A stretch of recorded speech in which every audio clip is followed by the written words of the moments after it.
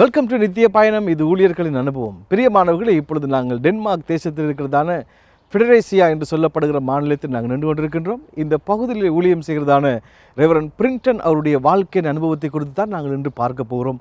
இன்று அவருடைய வீட்டுக்கு சென்று அவருடைய வாழ்க்கையின் அனுபவத்தை நாங்கள் பார்ப்போம். வாருங்கள், என்னோடு கூட அவருடைய வீட்டுக்கு செல்வோம்.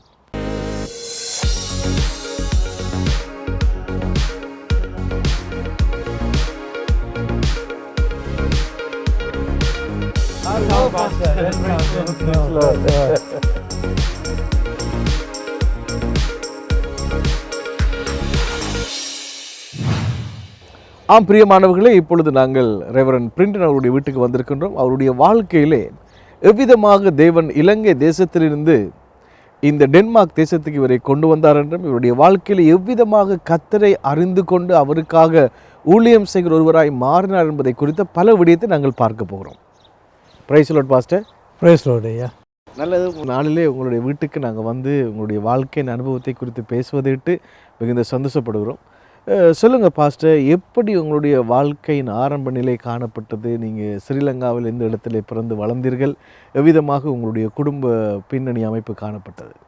நன்றி பாஸ்டர், உங்களுடைய அருமையான இந்த விஜயத்துக்கு நன்றி. நீங்கள் டென்மார்க் தேசத்தில் வந்து எங்களோடு பேசுவதற்கும் இந்த உரையாடலை கலந்து கொள்வதற்கும் தேவன் கொடுத்த இந்த நல்ல வாய்ப்புக்காக நன்றி சொல்லுகிறோம். என்னுடைய சரித்திரத்தை சொல்லப்போனால், எனது பெற்றோருக்கு நான் 10வது பிள்ளையாக பிறந்தேன். நாங்கள் 10 பேர். அதோடு சேர்த்து என் தாயாருடைய சகோதரர் 2 பேர், தாயுடைய தகப்பனார் ஒரு, எல்லாமாக நாங்கள் 13 பேர். 13 அப்பா அம்மாவும் 15 பேர். அனைவரும் நாங்கள் என்னுடைய இலங்கை தேசத்தில் யாழ்ப்பாண பகுதியில் குர்நர் என்கிற பகுதிகளில் நாங்கள் வசித்து வந்தோம். இவ்வளவு பேரையும் என் அப்பா தன்னுடைய சொந்த உழைப்பில் தான் போஷித்தார். அவர் ஒரு ஸ்டோரில் ஒரு கீப்பராக வேலை செய்திருந்தாலும் கூட பக்க வேலையாக வீடுகளை கட்டுவதும் பல்வேறு தொழில்துறைகள் செய்வதிலும் அவர் கவனம் செலுத்தியிருந்தபடியால் அவருடைய அயராத முயற்சி அயராத முயற்சி நிமித்தம் 5 சகோதரிகளுக்கு 5 வீடுகளை கட்டுவதற்கு தேவன் அவருக்கு கிருபை செய்தார். வீட்டில் சும்மா இருக்க மாட்டார், ஏதாவது செய்துட்டு இருப்பார். அந்த காயங்களுக்கு போடுகிற சேர்வை கூட செய்வார். வீட்டில் சகோதரங்களுக்கு பவுடர் வருது, அதுக்கு பர்ஃப்யூம் எல்லாம் போட்டு அது மணமான்னு போட்டு அதெல்லாம் செய்வார். மாலை கட்டுவார். அப்படி நிறைய காரியங்களை செய்வார். அதே வேளையில் இந்த தரப்பாளர்களை வாடகைக்கு விடுவதான காரியங்கள் எல்லாம் செய்வார். இதெல்லாம் வீட்டில் அவருடைய முயற்சியால் செய்து அவருக்கு நிறைய வேலையாட்கள் இருந்தாலும் அவள் வைத்து பயன்படுத்தி கொண்டார். நாங்கள் பாரம்பரிய கிறிஸ்தவ மார்க்கத்தில் இருந்தபடியால் மார்க்க வைராக்கியத்தின்படி நாங்கள் வளர்க்கப்பட்டோம். ஆலயத்துக்கு செல்வது, திருப்பலிகளில் கலந்து கொள்வது, ஆலய முறைகளில் கடைப்பிடிப்பது, இப்படியான காரியங்களில் நாங்கள் ஊக்குவிக்கப்பட்டோம். அந்த சமுதாயமே அதற்காக மிக பிரயாசப்பட்டு செயல்பட்ட சமுதாயமாக இருக்கிறது. என் சிறு பேராயத்திலிருந்து நான் வேத திருச்சபை வழிமுறைகள் நான் கீழ்ப்படிந்து நடந்திருந்தேன். அதே வேளையில் நான் அதே ஊரில் நான் பாடசாலையில் 10ஆம் வகுப்பு வரை படித்தேன். என்னுடைய படிப்பு திறமையை குறித்து பெற்றோர்கள் விரும்பினபடியால் அவர்கள் வேறு பள்ளிக்கூட செல்வதற்கு முயற்சித்தார்கள். அது முடியவில்லை. ஆனாலும் என்னுடைய தாயாருக்கு ஒரு ஆசை, எப்படியாவது என்னை குருவானவராய் மாற்றிவிட வேண்டும் அப்படி என்று சொல்லி ஒரு வாஞ்சி இருந்தது. நல்லது பாஸ்டர், உங்களுடைய கல்லூரி அனுபவத்தை குறித்து, வெளிநாட்டு பிரயாணத்தை குறித்து பேசுகிறதுக்கு முன்பதாக உங்களுடைய இளம் வயதிலேயே பாடசாலையிலே படிக்கிற நாட்களில் இருந்த குறும்பான விஷயங்கள், மறக்க முடியாத சம்பவங்கள், அந்த மாதிரி விடயங்களை பற்றி கூறினால் ரொம்ப அழகாக இருக்கும்னு நாங்கள் நினைக்கிறேன். நல்லது. பொதுவாக இந்த கேள்விகளை அனைவரும் கேட்பதில்லை என்றாலும் கூட நான் பாடசாலையில் கொஞ்சம் படிக்கக்கூடிய மாணவனாக இருந்தேன். என்னை குறித்து ஆசிரியர்களுக்கு ஒரு கவனம் இருந்தது. நான் எங்கே சென்றாலும் என்னை குறித்து மற்ற ஆசிரியர்களும் விசாரித்து கொள்வார்கள், இவன் எப்படி படிக்கிறான் அப்படி என்று கவனம் இருந்தது. அதே வேளையில் என்னுடைய குடும்பத்தார் சகோதரிகள் சொல்லுவாங்க, நான் பயங்கர குலப்படிகாரன்னு சொல்லி. நான் அம்மா சொல்லுவாங்க, கடற்கரை பக்கமே போகக்கூடாது. நாங்கள் மீனவ சமுதாயத்தில் பிறந்தாலும் கூட ஒரு காலம் நாங்கள் மீன்பிடியை நாங்கள் கை கொண்டதில்லை, அதை தொழிலாக செய்யவில்லை. என் தகப்பனார் எல்லோரையும் படிக்க வேண்டும் என்று வாஞ்சி உந்தப்படுத்தால் எல்லோரும் படிக்க ஆரம்பித்தோம். அதே வேளையில் பாடசாலைக்கு செல்வதென்று சொல்லி நாங்கள் என்ன செய்வோம் என்று சொன்னால், சில நண்பரோடு சேர்ந்து அங்குள்ள வள்ளங்களை களவாடி அதில் பயணம் செய்து பக்கத்தில் உள்ள தீவுகளுக்கு சென்று அங்கே நண்டுகளை பிடித்து சுட்டு சாட்பது வழக்கம். அப்படி செய்கிற போது என் தாயார் சிலவளை எங்களை கண்டுபிடிப்பதற்காக என்ன செய்வார், வீடு வந்த பின்பாக இந்த கைகளை நக்கி பார்ப்பார் உப்பு இருக்கான்னு சொல்லி. உப்பு இருந்தால் இவர்கள் கடலுக்கு சரி வந்து அடி விழும்.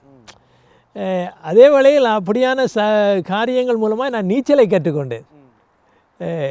கடற்கரை பக்கமே போகக்கூடாது என்பதால் நாங்கள் போய் வருவோம்.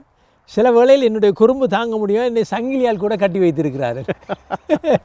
சங்கிலியால் கூட கட்டி வைத்திருக்கிறார்கள். இப்படியான அனுபவங்கள் உண்டு. என்னுடைய தாயாருக்கு 10 பேர் என்றபடியால் எல்லாரையும் பார்ப்பது அவருக்கு சிவமாக இருந்தால் சகோதரிகள் கூட என்னை கவனித்து கொண்டார். அவை பாடசாலையில் கூட என்னுடைய நண்பர்கள் இதை விட அதிகமாக குறும்பு செய்வார்கள். அவர்கள் டீச்சர்மார்களை ஆசிரியர்களை கூட வாட்டி வதச்சி விடுவார்கள். எனக்கு நன்றாய் தெரியும், ஒரு ஆங்கில ஆசிரியர் வந்து படிப்பித்து கொண்டிருந்தார். அந்த ஆங்கிலம் வருகிற போது என்ன செய்து விட்டால் ஊசிகளை அந்த கதிரிகளில் போட்டு வைத்து விட்டார். இது எங்களுக்கு தெரியும், ஆனால் நாங்கள் சொல்ல முடியாது. என்னால் வெளியே வந்தோமானால் அடி வேண்டும் என்று நிச்சயம் எடுக்கப்படியால் நாங்கள் அவர்களை கண்டுபிடித்து எல்லாரையும் ஒழிப்பு எல்லாருக்கும் அடி விழுந்தது. அப்படி அநேக குறும்புகளை நாங்கள் செய்தாலும் கூட அநேக குறும்புகளை நான் அந்த காலத்தில் செய்திருக்கிறோம். நிச்சயமாகவே குறும்பு வீட்டிலையும் சரி பாடசாலையிலும் சரி இந்த நாட்களில் உங்களால் மறக்க முடியாது. அப்படி நிச்சயமாக இந்த மாதிரி குறும்புகளோடு கூட மறக்க முடியாத அனுபவங்கள் என்று சொல்லி சொன்னால் உங்களுடைய வாழ்க்கையில் எதை நீங்கள் சொல்லுவீங்க? மறக்க முடியாத அனுபவங்கள் என்பது எனக்கு ஞாபகம் இல்லை. என்றால் நாங்கள் அந்த காலப்பகுதியில் தாய் தகப்பனார் அங்குள்ள பாலதீவு போன்ற தீவுகளுக்கு எங்களை அழைத்து செல்வார்கள் விடுமுறைகளுக்காக. அப்பொழுது கூட இருக்கிற ஃபேமிலிகள் 2-3 பேரை சேர்த்து கூட்டாக சேர்த்து நாங்கள் அங்கு விஜயம் செய்வோம். 3-5 நாட்கள் தங்கியிருந்து அங்கு சாப்பிட்டு அங்கு தங்கி மேல் களியாட்டம் கொண்டாடுற நாட்கள்லாம் அற்புத நாட்கள். அப்போது உள்ள அந்த அன்பும் உறவும் என்ன அயலில் உள்ள உறவும் அற்புதமாக இருந்தது. நாம் வீட்டில் பயங்கரமாக அட்டகாசம் பண்ணுவோம். 10 பேர் என்றால் அந்த வீடு கலகலப்பாக இருக்கும். எப்பொழுது சந்தையில் அப்பாவோட மோட்டார் சைக்கிள் கேட்குறதோ எல்லாரும் மேசையில் அமைதியாக வந்திருந்தார். அவர் அடிக்க மாட்டார், ஆனால் அவர் இருந்தாலே போதும் எல்லா காரியங்களும் சுகமாக நடக்கும். எனக்கு சாப்பாடு வேணாம் என்றால் அம்மா ஒன்றும் பறைய மாட்டால், கூட்டி கொண்டு அப்பா இருக்கிற மேசையை கிட்ட வச்சுட்டு சாப்பாடு கொடுப்பான். அமைதியாக இருந்து சாப்பிட்டோம். அப்படி ஒரு கட்டுப்பாடோடு வளர்க்கப்பட்டோம். நிச்சயமாக இந்த சூழ்நிலையில் வளர்க்கப்பட்ட நிலையில் என் தகப்பனார் 64 வயதில் மரணமானார். 1980ஆம் ஆண்டுகளில் மரித்தார். அதன் பின் அதற்கு என் சகோதரின் திருமணமாகி செய்துவிட்டார். நானும் என் தாயாரும் தான் மீதியாக இருந்தோம். தாயாருக்கு துணையாக நான் இருந்தேன். சகோதரர்கள் வேலை நிமித்தம் வெளிநாட்டில் சென்றிருந்தார்கள். சிலர் திருமணமாகி வேறு இடங்களுக்கு ஊரிலேயே சென்றிருந்தார்கள். இந்த நிலையில் நான் 11ஆம் வகுப்பு முடித்தவரையில் நான் பல்கலைக்கழக அனுமதி கிடைக்காத பட்சத்தில் அங்குள்ள அரசியல் சூழ்நிலைகளால் எனக்கு அந்த வாய்ப்பு கிடைக்காமல் போய்விட்டது. அந்த சூழ்நிலையில் நான் பல்வேறு வேலைகள் செய்து கொண்டிருந்தேன். விசேஷமாக நான் எலக்ட்ரிக் வேலை செய்து கொண்டிருந்தேன். அப்படியான நேரத்தில் என்னுடைய நண்பர், என்னோடு கூட சிறு வயதிலிருந்தே பாடசாலையில் என்னோடு படித்த நண்பர் கல்லூரிக்கு செல்லி பல்கலைக்கழகம் சென்று கொண்டிருந்தார்.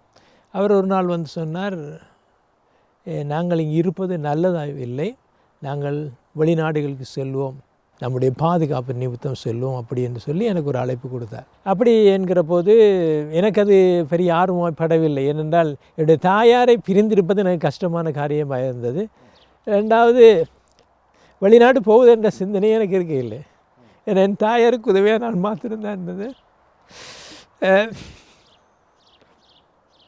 இதை நான் எப்படி என் தாயாரிடம் போய் சொல்லுவேன் அப்படி என்றொரு மனதில் ஒரு ஏக்கம் இருந்தது. ஆனாலும் நான் என் அம்மாவிடம் சொன்னேன், நான் வெளிநாடு போகலாம் நினைக்கிறேன் அம்மா சொல்கிற போது அவங்கள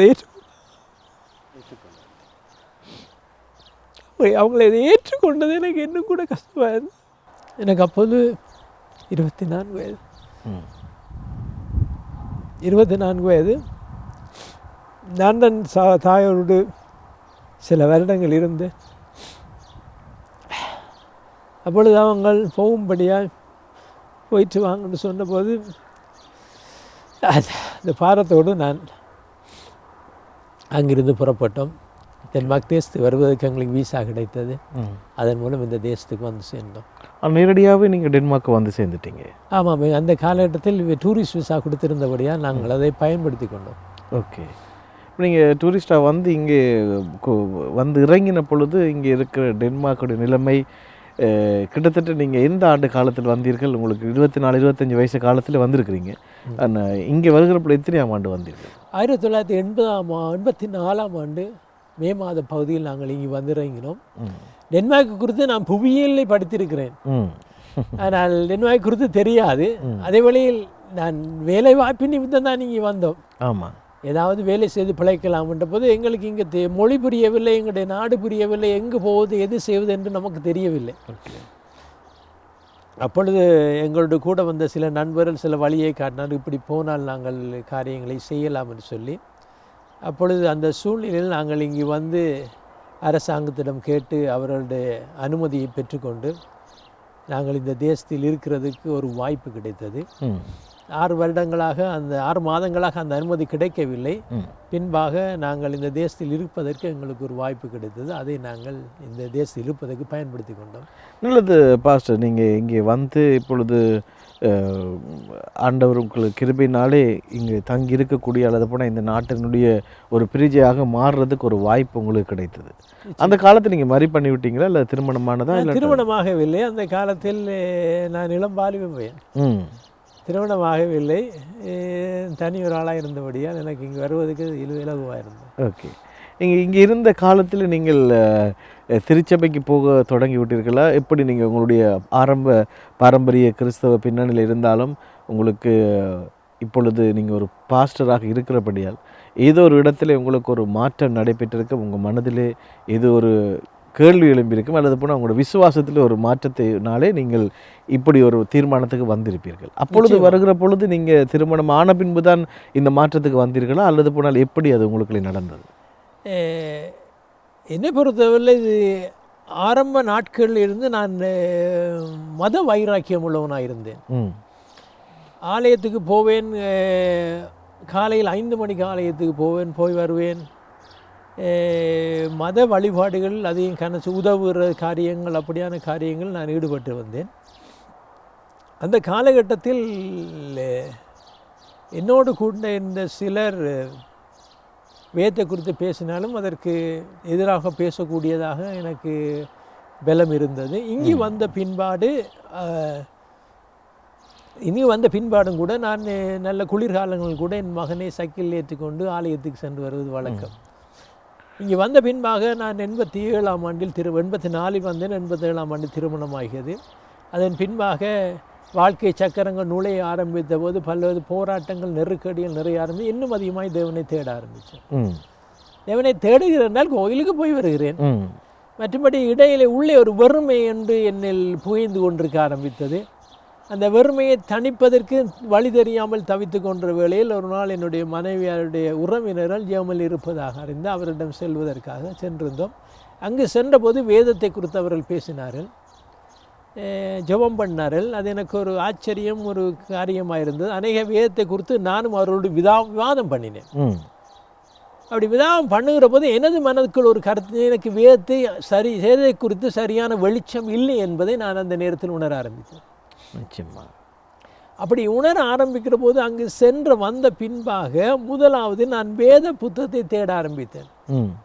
தேடி அதை வாசிக்க தொடங்குகிற போது, வாசிக்க ஆரம்பித்து அந்த வேதங்களை வாசிக்கிற போது அப்பொழுதுதான் எனக்கு வேதத்தின் வெளிச்சம் என் கண்களில் பட ஆரம்பித்தது.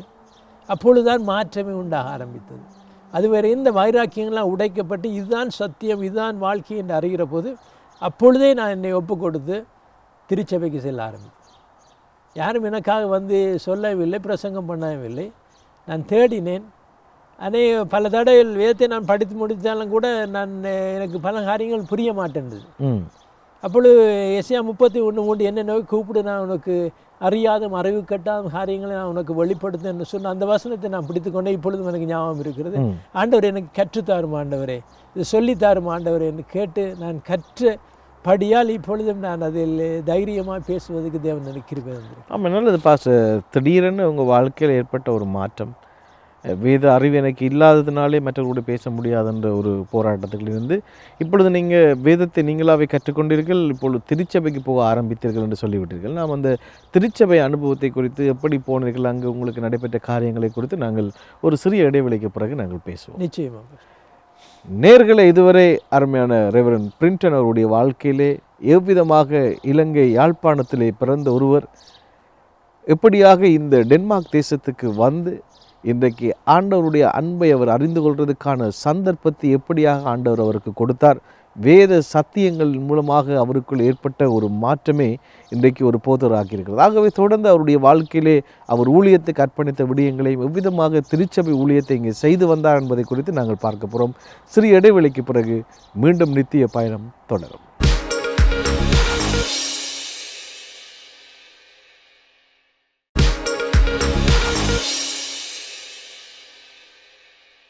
கர்த்தருடைய பரிசுத்த நாமத்துக்கு ஸ்தோத்திரம். இன்றைய நாளிலும் நாங்கள் இவர்களை சந்திக்க கொடுத்த கிருபைக்காக நன்றி செலுத்துகிறோம். தேவரீர், நாங்கள் இன்று இந்த டென்மார்க்கில் இருக்கிறோம். ஆனால் 1987 ஆண்டு நான் இந்தியாவுக்கு சென்றேன். என் கணவரும் இங்கே இருந்து இந்தியாவில் வந்து எங்கள் திருமணம் நடைபெற்றது. அதன் பிறகு என் கணவர் திரும்பி டென்மார்க் வந்துவிட்டார். நான் பின்பு 2 வருடத்துக்கு பின்பு 1989 ஆண்டு டென்மார்க் வந்தேன். எனது அதன் பிறகு எனது பிள்ளை மூத்த மகன் கெவின் 90ஆம் ஆண்டு பிறந்தார். 91ஆம் ஆண்டு நாங்கள் கர்த்தரை அறிந்தோம். நாங்கள் எங்கள் உறவினர் வீட்டுக்கு ஜெர்மன் சென்றபோது அவர்கள் எங்களுக்கு சுவிசேஷம் சொன்னார்கள். இயேசுவை பற்றி அப்பொழுது முழுமையாக அறிந்தோம். அதன் பிறகு என் கணவர் பைபிளை அறிய ஆசைப்பட்டு வாசிக்க தொடங்கினார். இருவருமா கொஞ்ச நாளைக்கு பிறகு இருவருமா சேர்ந்து ஞானஸ்நானம் எடுத்தோம். அதன் பிறகு ஆலயத்துக்கு பின்சு ஆலயத்துக்கு சென்று நாங்கள் தேவனை வழிபட்டோம், தேவனை ஆராய்த்து வந்தோம். ஆண்டவருடைய கிருபையால் அப்பொழுது கொஞ்சம் டென்மார்க்குள்ள எல்லா சகல கிறிஸ்தவர்களும் சேர்ந்து நாங்கள் ஆராதிக்க ஒரு தருணம் கிடைத்தது. எல்லாரும் சேர்ந்து ஒவ்வொரு பட்டணமாக ஜெபித்து வந்தோம். அப்பொழுது நாங்கள் ஜெபித்து ஆராய்த்து வந்தபோது பல ஊழியக்காரர்கள் இலங்கையில் இந்தியாவிலிருந்து வந்தார்கள். பல பேர் தீர்க்கதரிசனம் சொன்னார்கள். கர்த்தருக்கு ஸ்தோத்திரம். அவர்கள் மூலம் நாங்கள் பலப்படுத்தப்பட்டு பெரிய தேவனை அறிகிற வாய்ப்பு கிடைத்து அவர்கள் மூலம் நாங்கள் வளர தேவன் எங்களுக்கு கிருபை செய்தார். அதன் தீர்க்கதரிசனமாக வார்த்தைகள் மூலம் நாங்கள் பலப்பட்டோம். அதன் பிறகு நாங்கள் எங்கள் பட்டணத்தில் சபையாக தொடங்கி ஆராதிக்க வழிகிட்டோம். ஆராய்த்து ஊழியம் செய்ய தேவனுக்காக ஒப்பு கொடுத்தோம். அதன் பிறகு எங்கள் மத்தியில் எங்கள் பட்டணத்திலும் அநேக எதிர்ப்புகள் மத்தியிலும் போராட்டங்கள் பிரச்சனைகள் மத்தியிலும் தனிமையின் மத்தியிலும் ஆண்டவர் எங்களை வழிநடத்தி வந்தார்.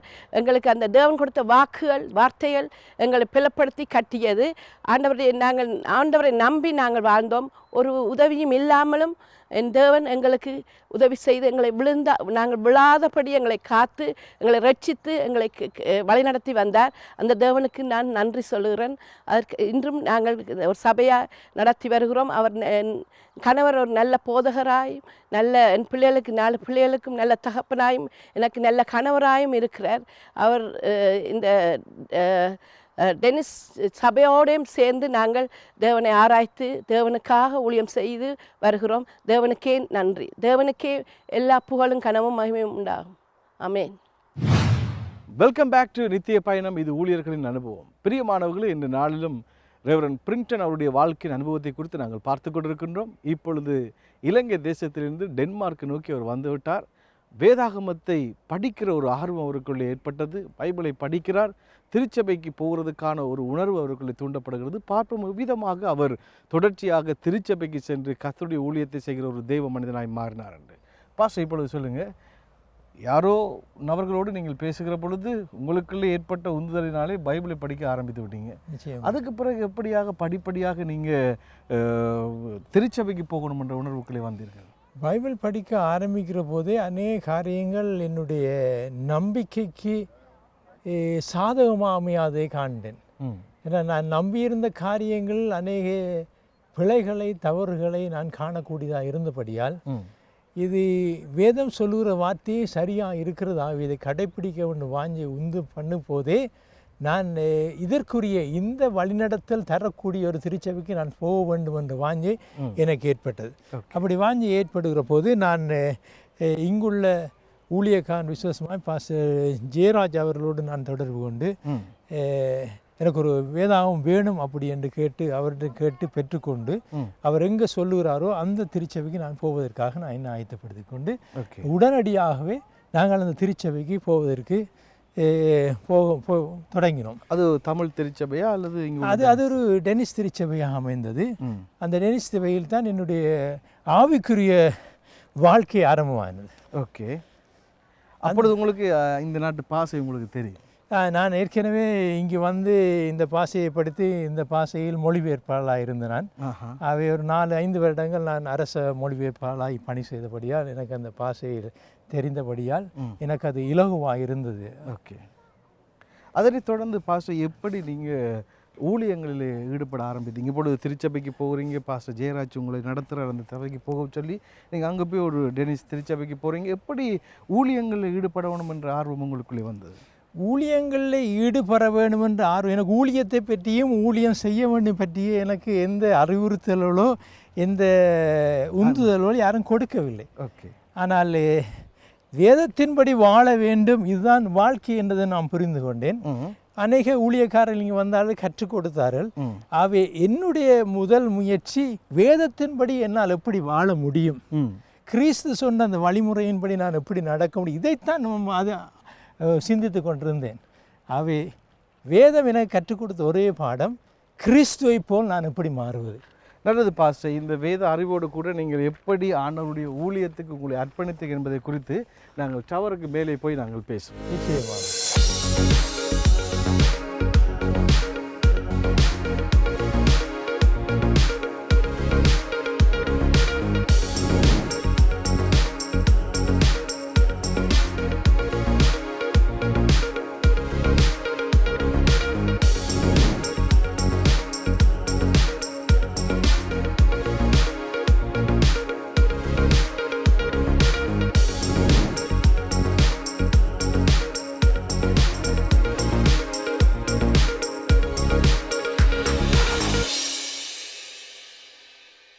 நல்லது.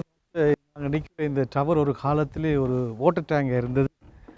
மிலிட்ரி ஆர்மி, இங்கே உள்ள ஆர்மி கேம்புக்கு தண்ணி வழங்குகிற ஒரு டேங்காக இருந்தது. ஆனால் இன்றைக்கு அது மாற்றப்பட்டு ஒரு டவராக எல்லாரும் பார்க்கக்கூடிய அளவில் ஒரு பிரபல்யமான ஒரு இடமாக மாறிவிட்டது. அதே போல தான் ஆண்டவர் உங்கள் வாழ்க்கையை ஒரு இடத்துல தொட்டார், எல்லாரும் திரும்பி பார்க்குற அளவுக்கு ஆண்டவர் மாற்றி விட்டார். அப்படியானால் எப்படி அந்த மாற்றம் உங்களுக்குள்ளே வந்தது? எப்படியாக உங்கள் வாழ்க்கையில் கர்த்தர் அந்த திருப்பத்தை கொண்டு வந்தார்? எப்படி நீங்கள் ஒரு திருச்சபையில் ஊழியத்துக்கு உங்களை அர்ப்பணித்து ஒரு போதகராக மாறினீங்க?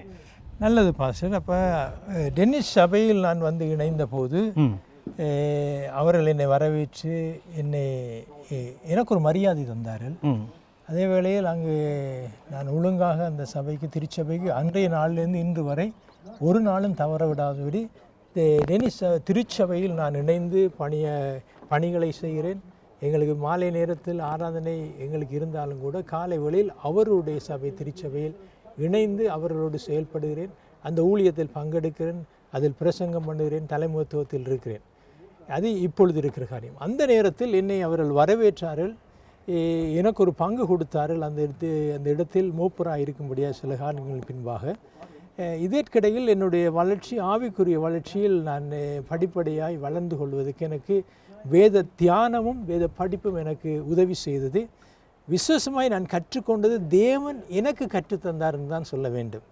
அதே வேளையில் டென்னிஸ் சபைக்கு போகிற போது ஒரு பெரிய மாற்றம் எழுந்தது. காரணம் என்னென்றால், டென்னிஸ் மொழியில் நான் வேதத்தை கற்றுக்கொள்ளுகிற போது அது எனக்கு இன்னும் அதிகமாக இலகுவாய் புரிந்து கொள்வதற்கும் ஆச்சரியமான முறையில் வேதத்தை கற்றுக்கொள்வதற்கும் எனக்கு உதவியாக இருந்தது. அதனால்தான் நான் அடிக்கடி அநேகரிடம் சொல்லுவது, நீங்கள் தமிழ் மொழி எங்களுக்கு பாரம்பரிய மொழியாக இருக்கிறபடியால் அந்த தமிழில் சொல்லப்படுகிற அநேக வார்த்தைகள் எங்களுக்கு சரியான விளக்கத்தை கொடுக்கவில்லை.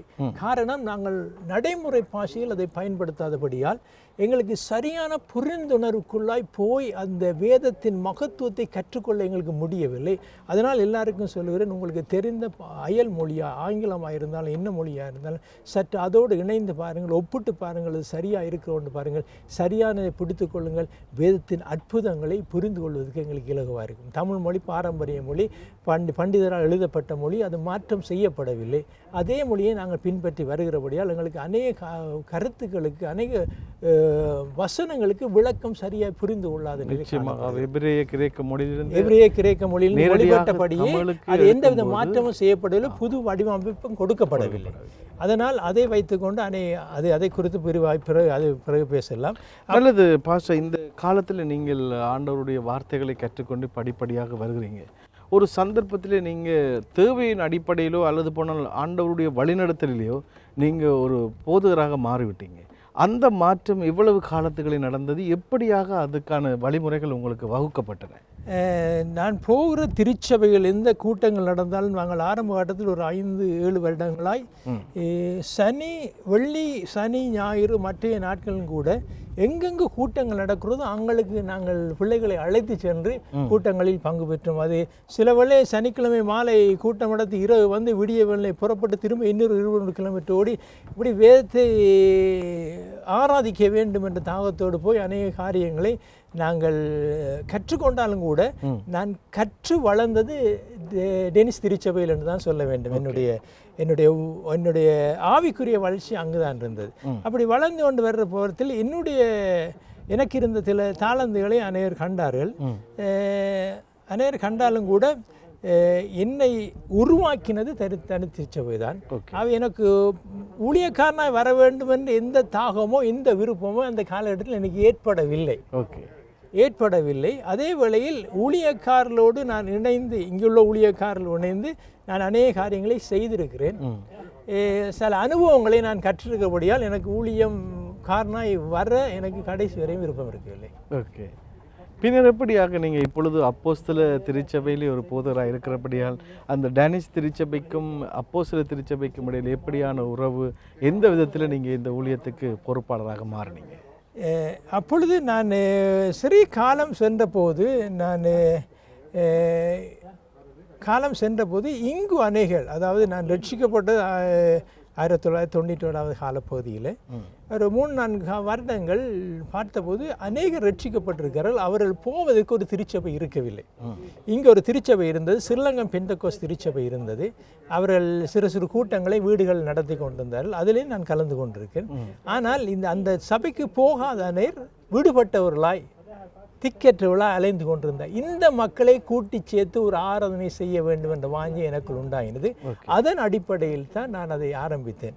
கிட்டத்தட்ட 2003ஆம் ஆண்டு காலப்பகுதியில் நான் அப்படி ஆரம்பத்தை துவக்கினேன். அதில் பலர் வந்து கலந்து கொண்டார்கள். அதுதான் என்னுடைய ஆரம்பம். அது நான் ஊழியக்காரனை தொடங்கவில்லை, இவர்களை கூட்டி ஒரு ஆராதனை செய்ய வேண்டும் என்ற நோக்கத்தோடு தொடங்கப்பட்டது. ஓகே, நல்லது பாஸ்டர். அந்த தொடக்கம் வந்து இன்றைக்கு அநேகருக்கு ஆசீர்வாதமான ஒன்றாகத்தான் அது அமைந்திருக்கும். அப்படியானால் எப்படி படிப்படியாக ஆண்டவர் உங்களை இந்த ஊழியத்திலே வழிநடத்தினார்? அப்போஸ்தலர் திருச்சபை என்ற பெயர் வருகிறதுக்கான காரணம் என்ன? எந்த விதத்திலே அது உங்களுக்கு அமைந்தது? நான் நுழைந்த திருச்சபை டென்மார்க்கில் உள்ள பெந்தகோஸ்து திருச்சபை. அந்த திருச்சபையில் நுழைந்து பல வருடங்களாக நான் வந்து பணி செய்த போது அந்த திருச்சபையில் சில காரியத்தின் நிமித்தம் அநேகர் அந்த திருச்சபை விட்டு விலகின வேளையில் அங்கு ஆராதனை நிறுத்தப்பட்டது. ஆராதனைக்குரிய ஆக்கள் இல்லாமல் போயிட்டு, அப்பொழுது நான் அங்கு ஆராதனை செய்ய முடியவில்லை, நான் வளர முடியவில்லை என்ற தாகம் இருந்தவள் நான் அவரிடம் போய் சொன்னேன், எனக்கு இப்படி ஒரு நிலை இருக்கிறது, இங்கே ஆராதிக்க முடியவில்லை, நான் அவரோடு இணைந்து செயல்படுற அப்போஸ்தலர் திருச்சபை மாதம் இணைந்து செயல்படுகிறாள், அவர்களோடு நான் சேர்ந்து பணி சேர்ந்த அந்த ஆலயத்துக்கு நான் செல்ல விரும்புகின்றபோது இவர்கள் என்னை வாழ்த்தி என்னை ஆசீர்வதித்து அனுப்பினார்கள். ஓகே, அப்பொழுது நான் அப்போஸ்தலர் திருச்சபை அவர்கள் எங்களை ஏற்றினே எனக்கு அறிமுகம், நாங்கள் அடிக்கடி சென்று வந்தேன். அவர்கள் என்னை ஏற்றுக்கொண்டார்கள், என்னை வரவேற்றார்கள், எனக்குரிய பங்கை கொடுத்தார்கள். அதே வேளையில் அங்கு தமிழ் திருச்சபை ஒன்று உருவாவதற்கு எனக்கு ஒத்தாசை இருந்தார்கள். அதன் அடிப்படையில் நான் ஆரம்பித்து சில வருடங்கள் சென்ற பின்பாக அநேகர் இங்கே அநேகரை வந்து அநேக ஊழியக்காரர் வந்து வீடுகள்லையும் கூட இப்படி அபிஷேகம் பண்ணி நீங்கள் நாங்கள் ஊழியக்காரர் நிறைய பேர் அபிஷேகம் பண்ணி போகிறாருன்னு அறிந்தேன். அதை குறித்து நான் எந்தவித கவலையும் படவில்லை. என்றால் என்னுடைய அழைப்பு ஊழிய அழைப்பு போதகர் அழைப்பு இல்லையே, அந்த சிந்தையில் நான் இருந்தேன். ஆனால் நான் கற்றுக் கொடுத்தேன், காரியங்களை கற்றுக் கொடுத்தேன், போதகருக்குரிய காரியங்களை செய்து என்னுடைய இப்பொழுதும் கூட என்னுடைய அழைப்பு ஒரு மக்கள் மேலும் இரக்கம் கொண்டு அவர்களை நேசிக்கிற அழைப்பு தான் என்னிடம் இருக்கிறது. ஓகே. ஆனால் இது நான் கட்டாயத்தின் நிமித்தம் அந்த காரியத்தை செய்தேன். பின்பாக நான் அதையே தொடர்ந்து செய்தேன். சில வருடங்கள் பின்பாக ஒரு கிட்டத்தட்ட ஒரு 8-9 வருடங்கள் பின்பாக அநேகர் சொல்லுகிற போது இவர் சகோதரர் தானே, இவர் போதகர் அல்ல என்ற கருத்து அநேக இடங்களில் வெளிப்படுத்தப்பட்டது. அநேகர் கேட்டுக்கொண்டாங்க, நாங்கள் வந்து அபிஷேகம் பண்ணுறோம், அநேக ஊழியக்காரர்கள் வந்து அபிஷேகம். நான் சொன்னேன், அப்படி அல்ல, அது நான் என்னுடைய சபையில் தான் நான் இருக்கிறேன், அவரெல்லாம் இதை கவனிக்க வேண்டும், எனக்கு அந்த அழைப்பு இல்லை, எனக்கு அந்த விருப்பம் இல்லை என்று. இப்படியான கதைகள் அநேகர் இவர் சகோதரர் தானே என்ற கதை வருகிற போது என்னுடைய திருச்சபையை என்னை போதகராக அபிஷேகம் பண்ண வேண்டும் முன் வந்தார்கள்.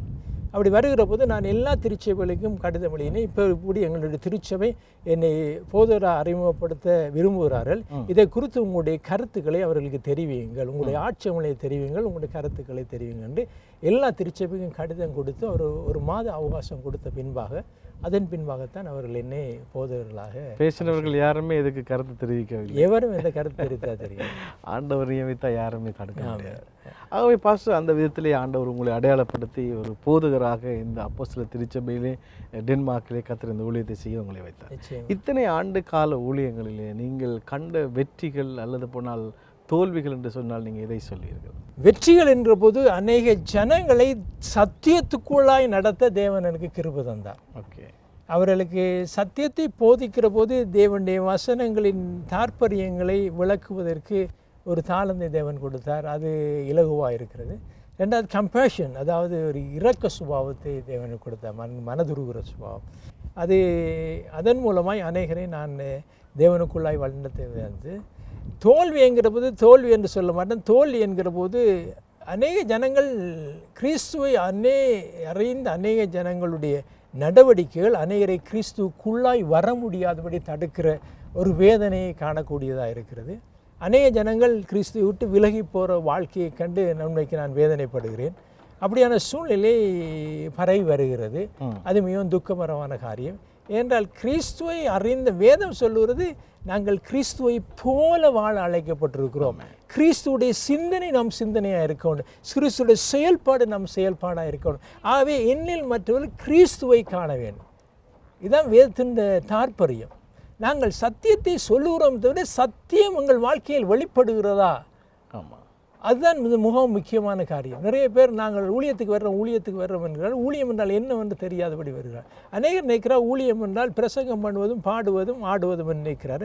ஊழியம் என்பது என்னுடைய சாட்சியுள்ள வாழ்க்கையில் ஆரம்பிக்கணும். நீங்கள் முன்மாதிரியாக இருங்கள் என்று சொல்லி அந்த பரிசுத்தாய் வரும்போது நீங்கள் சாட்சியாக இருப்பேன். அதாவது கிறிஸ்து என்னில் வெளிப்படுகிற போது நான் சத்தியத்தை சொல்லுகிறேன். நிச்சயமாக. அப்படி இல்லை, வெறும் வார்த்தைகளை நாம் சொல்லுவதாக இருக்கிறபடியால் தான் இன்றைக்கு நிறைய பேர் பின்வாங்கி போகிறதுக்கு காரணமாக. நல்லது பாஸ்டர், உங்களுடைய அந்த மக்களுடைய மனத்தளர்வு, அவர்கள் பின்வாங்கி போகிறது உங்களுக்கு மிகவும் மனசோர்வையும் ஒரு ஆண்டவருக்குள்ளே முன்னெடுத்து போக முடியாத ஒரு நிலைமையை உங்களுக்கு கொண்டு வந்திருக்கிறது. ஆனால் மறுபக்கமாக ஆண்டவர் உங்களை பலப்படுத்தினதும் உங்களை கொண்டு பல ஆண்டவர்களை அறிந்து கொள்வதற்கு, பலர் ஆண்டவரை தெரிந்து கொள்வதற்கும் ஒரு சந்தர்ப்பம் அமைந்தது உங்களுக்கு பெரிய வெற்றியாக அமைந்திருக்கிறது. நான் நினைக்கிறேன்னா தொடர்ந்து உங்களுடைய வாழ்க்கையில் நீங்கள் இன்னும் சந்தித்த சவால்கள் மற்றும் உங்களுடைய ஊழியத்தில் நீங்கள் சாதித்த விடயங்கள், இன்னும் உங்களுடைய எதிர்கால தரிசனங்களை குறித்து நாங்கள் சிறிய இடைவெளிக்கு பிறகு பேசுவோம். நிச்சயமாக. நேர்களே, இதுவரை ரெவரண்ட் பிரிண்டன் அவருடைய வாழ்க்கையிலே கர்த்தர் எவ்விதமாக அவரை திருச்சபைக்குள்ளே அழைத்து சென்று அவரை ஒரு போதகராக அபிஷேகம் பண்ணி அநேகருக்கு ஆசீர்வாதமான ஒரு பாத்திரமாக கர்த்தர் இவரை வழிநடத்தியிருக்கிறார். ஆகவே சிறு இடைவெளிக்கு பிறகு இவருடைய வாழ்க்கையின் தரிசனங்கள், எதிர்கால திட்டங்கள் என்பதை குறித்து நாங்கள் பார்க்க போகிறோம். சிறு இடைவெளிக்கு பிறகு மீண்டும் நித்திய பயணம் தொடரும்.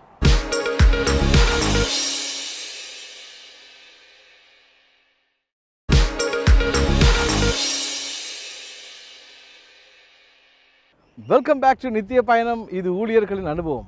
பிரியமானவர்களே, ரெவரண்ட் பிரிண்டன் அவருடைய வாழ்க்கையின் அனுபவத்தை குறித்து நாங்கள் பார்த்து கொண்டிருக்கின்றோம். கர்த்தர் இப்பொழுது அவரை அழைத்து திருச்சபையிலே அவரை போதகராக இப்பொழுது அபிஷேகம் பண்ணி அவர் ஊழியங்களை செய்கிறார்.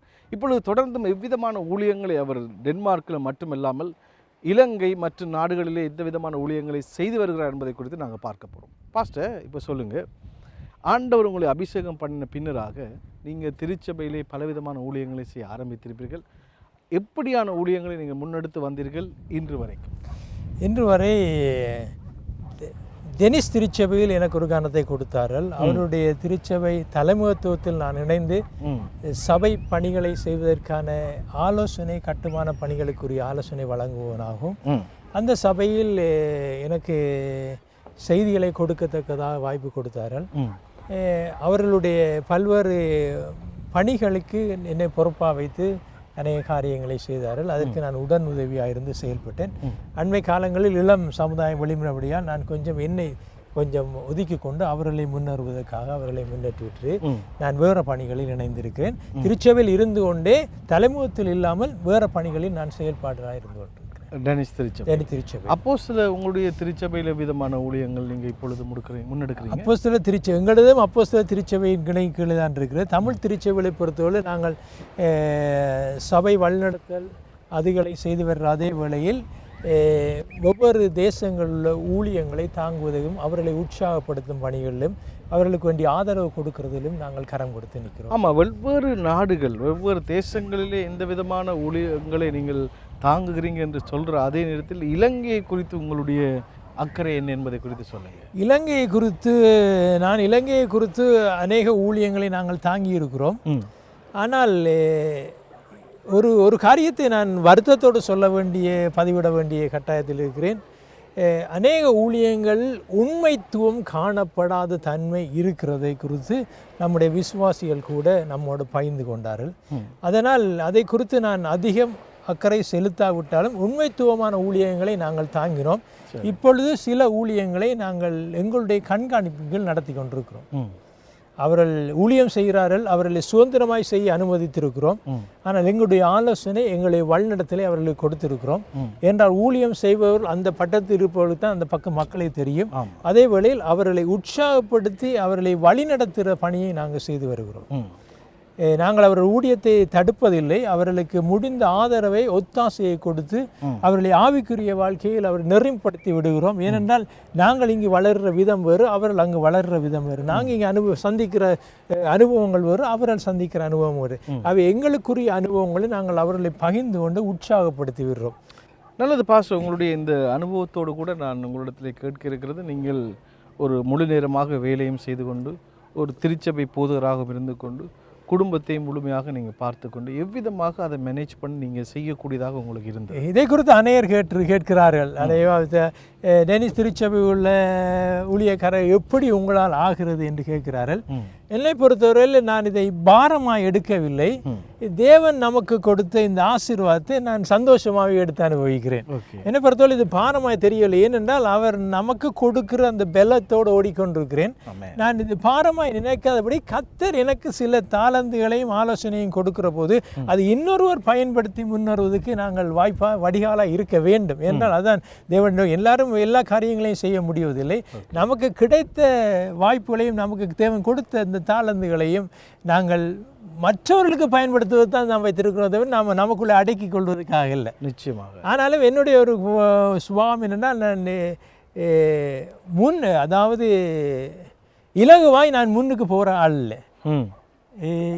என்னை தேவாவியான ஓவுற போது நான் முன்னென்று காரியம் செய்கிறேன். மற்றபடி இலகுவாய் நான் இதை செய்ய போகிறேன் என்று சொல்வதில்லை. ஓகே.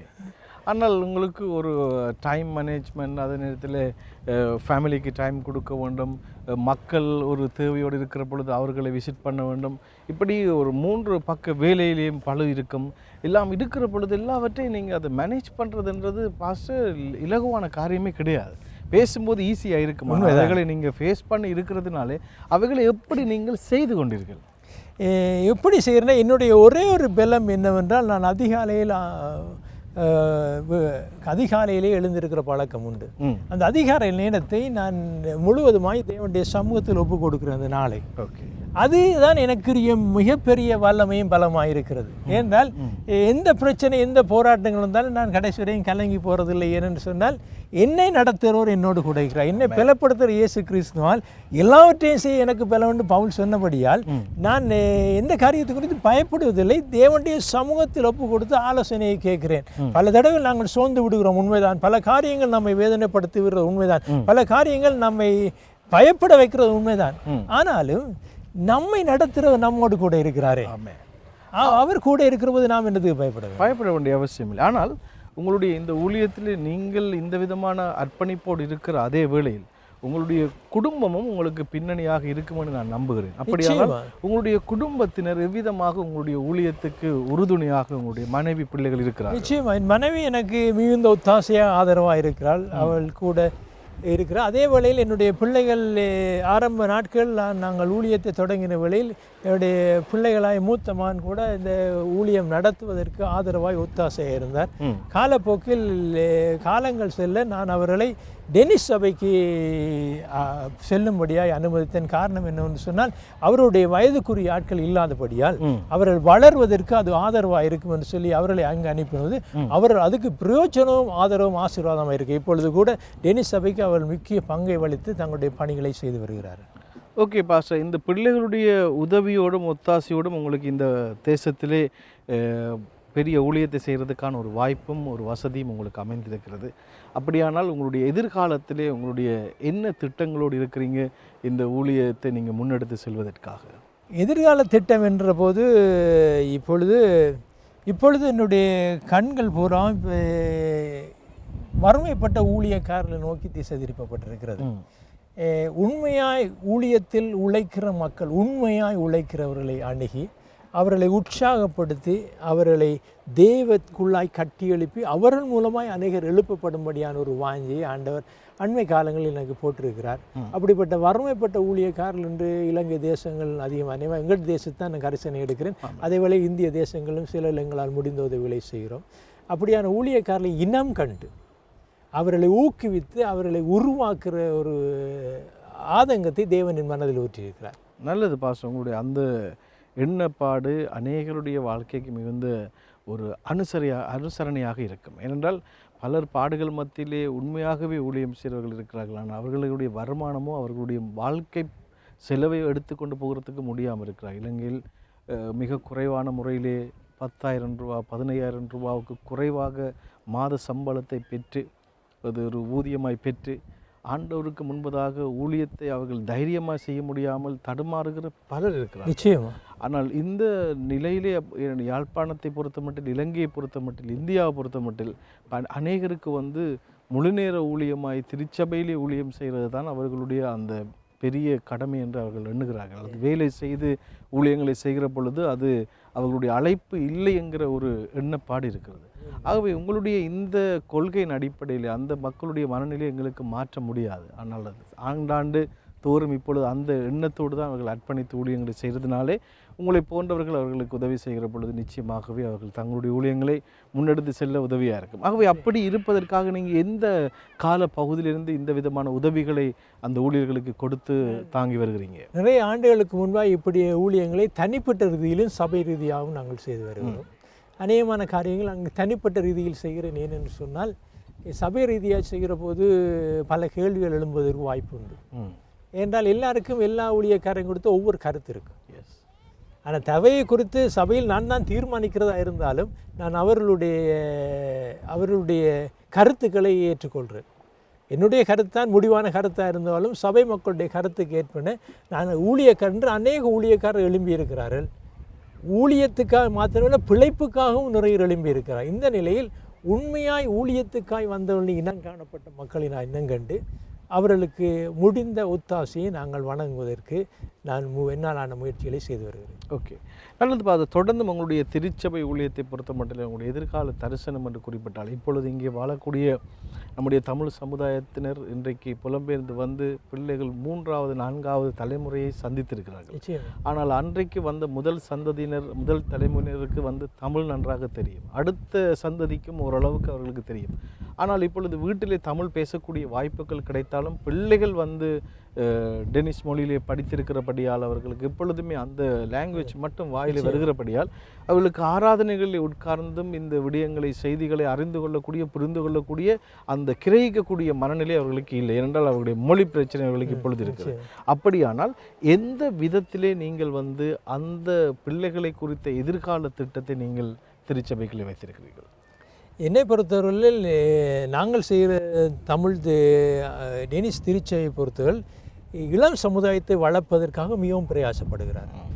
அவர்களை ஊக்குவித்து, அவர்களை பயிற்றுவித்து, அவர்களை பல்வேறு நாடுகளில் ஊழியங்களுக்காக அழைத்து சென்று பல்வேறு கல்விகளை கற்றுக்கொள்வதற்காக நிறைய ஊக்குவங்கள் செய்கிறார்கள். அதே வேளையில் ஆப்பிரிக்க தேசம், வேறு தேசங்களுக்கு சில பணிகளை, ப்ரொஜெக்டுகளை அவர்கள் செய்து வருகிறார்கள். அப்படியான பணிகளில் இந்த மக்கள் ஊக்குவிக்கப்படுகிறபடியால் இவர்களும் அனந்தோடு இணைந்து செயல்படுகிற போது இவர்களை அதை தக்க வைத்து கற்றுக்கொள்வதற்கு இலகுவாக இருக்கிறது.